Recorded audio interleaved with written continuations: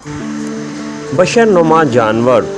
ये जानवर हर लिहाज से इंसानों के साथ मिलता जुलता है।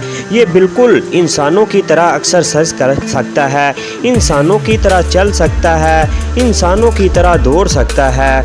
इसमें 2 एशियाई ग्रुप शामिल होते हैं, गैबन ओरिंग उतान और गरीला चिमनी इसके ग्रुप में शामिल है। दूसरी तरफ इस जानवर की दुम नहीं होती और इसका दिमाग बिल्कुल इंसानों की तरह होता है। इसको चौपाया नहीं कहा जा सकता, लेकिन फिर भी ये चौपाओं की तरह चल भी सकता है। इस जानवर के हाथ पैर बिल्कुल इंसानों की तरह होते हैं।